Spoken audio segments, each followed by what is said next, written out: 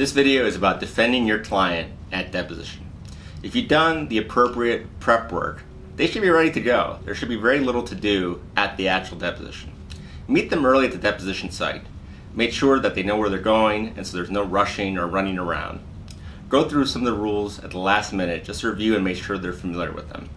And at deposition, when it starts, if it's being videotaped, look at the camera and make sure that the camera is flattering to your client, that it isn't set in such an angle to purposely make them look inappropriate or not comfortable in some way. Make sure your client is dressed appropriately, make sure that they have water, and make sure they take breaks as necessary. I generally try to take a break every hour, both for my own sake and for the client. I think that it's difficult to be able to speak for more than an hour and continue to maintain proper focus. When I'm an interrogator, I try to go several hours without a break, and I've been able to do that, and I found that I get some very favorable admissions. So when I defend depositions, I go out of my way and take hourly breaks, if not more so. I make sure everybody's phones are off. I make sure that the room is properly lit and that the temperature is appropriate and that my client is comfortable. Now, I also research my opposing counsel, and sometimes I have a sense of what he or she is going to behave like.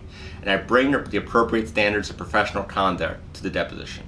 In Florida, there's a discovery handbook, and there's also a rule of professional conduct handbook put out by the trial section of the Florida bar that spells out do's and don'ts of deposition behavior.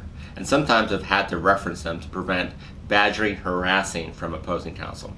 I also know what objections I can make and how to make them. I can't make speaking objections in Florida, but certainly I can instruct witnesses not to answer based on privilege or other related issues. And certainly if my client's being harassed, I can certainly intervene. Now that's a fine line. Sometimes the client doesn't want to answer a question, and sometimes opposing counsel is asking the same question over and over again because they're just not happy with the answer. So you have to understand and appreciate what the rules in your jurisdiction say and what the case law says about instructing your client not to answer, because you may be opening them up to another deposition and possibly paying the other side's fees.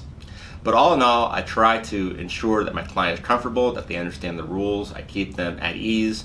I make sure that they have food and water, that we take numerous breaks, and I keep the opposing counsel in check if they step over the line.